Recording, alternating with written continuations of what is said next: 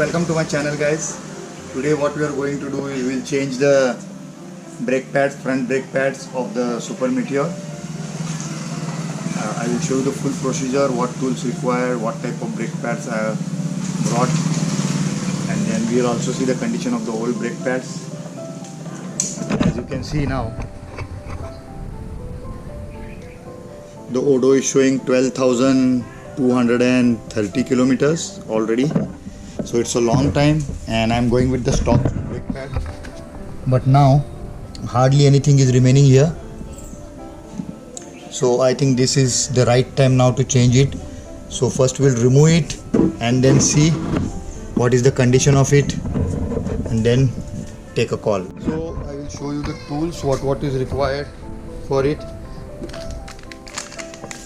These are the brake pads. I will tell about it after a while. Then we required something to knock off the pin, then a screwdriver to put back the pin in, a hammer, maybe one spanner and a small screwdriver for some remove the brake pad.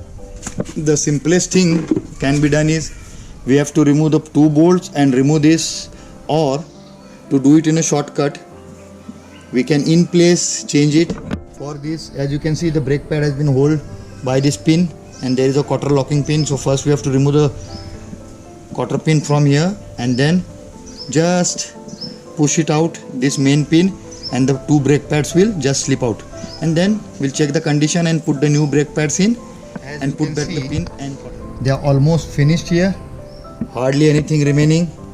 The metal plate is going to touch. We have still some margin here, maybe around 1-2 mm, but now we'll not take a chance, so we'll change it, because here just barely I can see the back metal plate sink. Maybe it just going to touch the disc, and same way for the other one also. Here you can see almost finishing. Still you can see the lines here, means the material is there, but because of the heat sink, the clamping plates, maybe there is a possibility that it can touch. Now this is the heat sink plate. Normally for my Thunderbird and even the Meteor one, they don't supply it. It doesn't come. The main purpose of this is to take the heat out. Like when you are braking, lot of heat is generated. So what this acts like a heat sink, the whole heat is taken here, so that your caliper don't get heated up and the brake don't get jammed. So it acts as a heat sink, or even you can call as an insulator. So we will remove this plate and remove it from here. It's very simple to remove, nothing big job, and you can see the brake plate heat sink has been removed. We'll keep it aside. Remove the other one also. It's not a big deal, so we can keep it aside. Now one very important thing I have to show you. As you can see, it's Brembo. So Brembo is the Italian world renowned brand, and our brake is Vibre. It's Indian brand. So the thing is, the Vibre is the collaboration of Brembo in India. So whatever Vibre parts are there, you can say it's original Brembo. Now there is one number. Hope you guys can see that number. I will tell why I'm insisting on this number, because now the thing is, when I went to the showroom, they were not having, the Sholapur showroom was not having the Supermeteor brake pads, spare brake pads. So what I have done is, I have got the brake pads of Interceptor, and mind it guys, the Interceptor forward disc brake is as same as the Supermeteor forward disc brake. The only thing is, it doesn't come with the back plate, so we have to put the same heat sink or the back plate, what we call, to it. We'll be using the same one. There is no damage to it, and nothing gets damages. The number on both this is exactly the same, so both the brake plates are original from Brembo. I would not openly tell the price of this brake plates with compared to the price of the Supermeteor, that you can guys check with your local showroom. But one thing for sure, these are cheaper than the Supermeteor ones. And as you can see, now the new ones, yeah, they are more thicker, more than double. Okay, hardly anything was remaining on our ones, and the new ones, they are brand new. So I hope when we change it, we can go another 10,000 kilometer on it. Lot depends on what type of your driving style and where you ride it, highway or city. So now I will put back the heat sink on it, the back plate, what I call.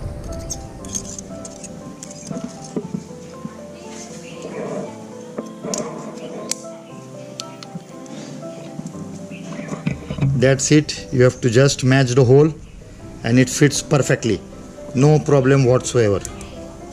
The hole has to be matched properly. Same way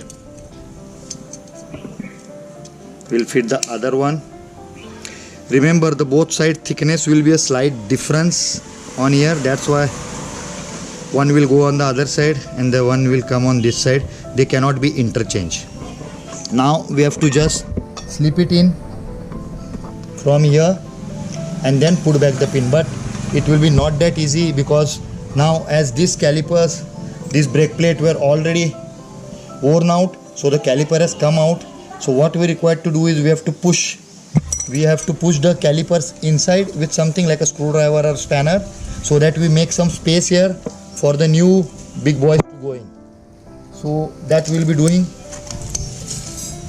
with this one screwdriver, and then we'll be pressing this fully. I don't think you should be able to see what I'm doing, but inside it will be a caliper. We have to just press it inside and make some space. After that, this will go easily. So now we have made a space, and you can see while putting this, you have to fully press this and just slide it here. Make sure it properly goes into its place. It is very important. The alignment is very, very important here. And now we'll put this one. And this goes in very easily. So now what we have to do is we have to just press the pin in from here. Nothing more. As you can see, the pin has been pressed in. But now what we have to do is we have to knock it in full way till we can see a small hole here where the quarter pin will go. So I'll be doing it from that side now. We can see the pin here.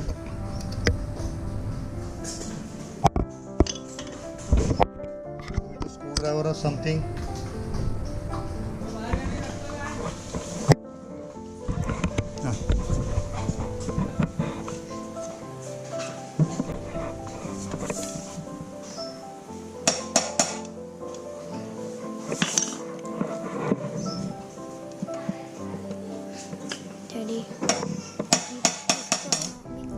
The pin is here, and I have knocked in fully in. In that we'll be putting the quarter pin.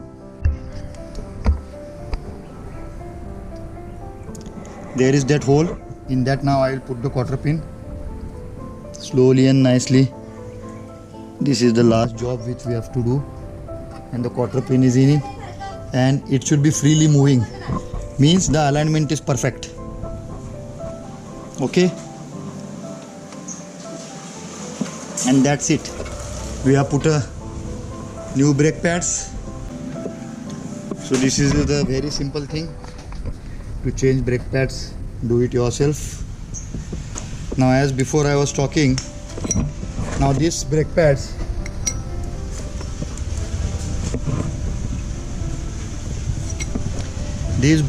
went for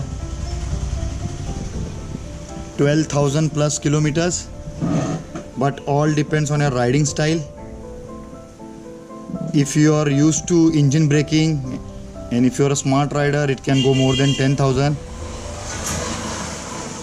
Also depending on where you ride in the city or on highway mostly. Mine was 75 to 80% on highways, so it went more.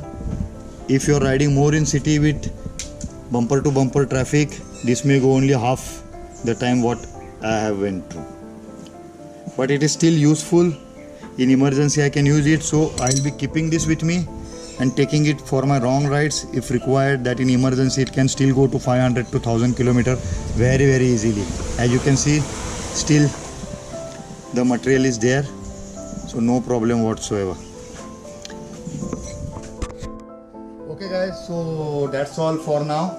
We have seen how we have put the front brake pads of Supermeteor 650. Also I would like to show you something. I have also installed the fog lamps totally by myself, no wires whatsoever, and the connection also goes very nicely and it looks very genuine. The fog lamps are from Royal Enfield itself. They come with a 3-year warranty. I have made a different video on that, to how to install the fog lamps, where to make the connection, everything. So that video also I will be uploading. So if anybody interested, you can see that video also, and subscribe to my channel for like this DIY things, different things which we'll be doing on the Supermeteor. Till then, bye bye, take care, Merry Christmas.